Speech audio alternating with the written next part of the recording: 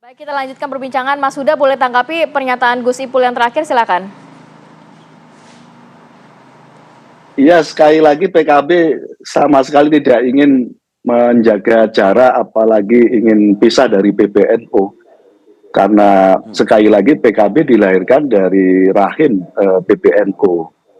Jadi apa yang sedang terjadi hari ini sebenarnya hanya respon yang sejak dari awal ketika di bawah kepemimpinan Gus Yahya yang semangatnya ingin menyapih PKB. Jadi kebalikan sebenarnya.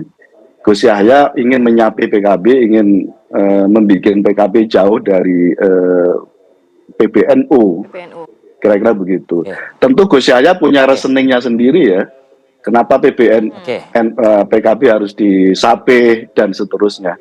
Tapi semangatnya sekali lagi PKB tidak ada niatan sama sekali untuk jauh dari PBNU karena rumah besar kami adalah PBNU.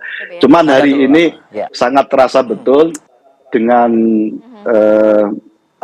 pilihan politik Gus Yahya dan teman-teman, mungkin juga Gus Ipul, kira-kira yang ingin menyapih menyapih PKB itu dengan cara mendowngrade PKB, itu aja yang kira-kira yang ditangkap. Meskipun ada penjelasan dari Gus Ipul tadi, Mas Huda, bahwa dari 2014, 2019, entah itu ketua umum, entah itu struktural di PBNU, ada yang mengatakan secara personal berpihak ke sini. Hal yang biasa di PBNU.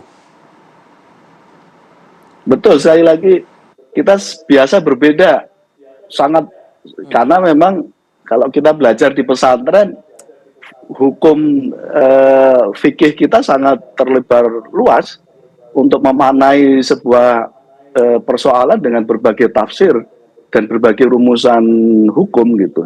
Sekali lagi perbedaan sangat biasa. Yang tidak biasa itu ketika perbedaan diintervensi menjadi sikap pengekangan dan harus kira-kira begitu dan harus ikut.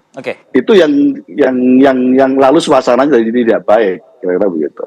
Baik, saya mau ke Mas Adi. Tadi dikatakan sebenarnya PKB nggak mau loh lepas dari PBNU karena gimana pun lahir dari rahim PBNU. Tapi dikatakan juga oleh Gus Ipul banyak serangan-serangan kepada struktur PBNU yang akhirnya nanti juga bisa berbuntut panjang lah dalam arti itu. Ya memang kalau mau jujur, struktur PBNU yang baru di bawah Gus Yahya ini kan menjadi babak baru sebagai batu uji hubungan antara PBNU dengan PKB. Sebelumnya 2014, 2019 kan replika dari PBNU ya PKB, PKB ya PBNU, itu tidak bisa dibantah. Bahkan dalam sikap pilihan politiknya di Pilpres dan bahkan banyak struktur di bawahnya, itu kan setarik dan senapan. Tapi sekarang beda. Tapi ketika alih kekuasaan di internal PBNU itu berubah, praktis sejak itu juga banyak kawan-kawan PBNU yang saya kira statement-statement politiknya tidak terlampau menguntungkan PKB ketika mengatakan bahwa orang NU tidak harus di satu partai tapi terdistribusi di banyak partai yang lain secara tidak langsung, itu kan merugikan PKB. Yang kedua, sikap politik PBNU dan PKB belakangan tapi emang ada keharusan. Ya tidak ada keharusan, tidak ada keharusan dan kewajiban yang harus membuat misalnya PKB itu harus menjadi tempat partainya orang NU atau didukung penuh oleh PBNU. Tapi jarak semakin besar nih Mas Adi. Gimana? Bahwa PKB dilahirkan dari rahim PBNU, ya tidak bisa dibantah. Tapi kan politik itu tidak ada yang pasti, ada dinamika yang berkembang. Apakah ini akan ada jarak yang semakin kuat ataupun tidak? Ya tentu waktu yang akan menjawab. Tapi paling tidak hubungan PKB dan kawan-kawan PBNU saat ini tidak harmonis dan itu tidak bisa dibantah. Kenapa begitu? Ini kan pemantiknya ketika ada Gus Nadir mengatakan bahwa PBNU lebih condong mendukung Prabowo dan Gibran. Itulah yang kemudian ditafsirkan oleh Gus Ipul. Gara-gara omongan Gus Nadir itulah pengikutnya Gus Yahya dan struktur ke bawah memenangkan Prabowo dan Gibran. Ini yang sepertinya memantik pernyataan dari Gus Jazilul Fawait bahwa ketika ada orang NU tidak mendukung calon dari NU, tidak punya DNU dan iman politik yang seperti NU, itu disebut dengan korslet gitu loh Pak. Ini yang kemudian memantik keriuhan dan kegaduhan. Bagi saya orang NU bebas kok pilih siapapun, termasuk tidak milih siapapun juga bebas.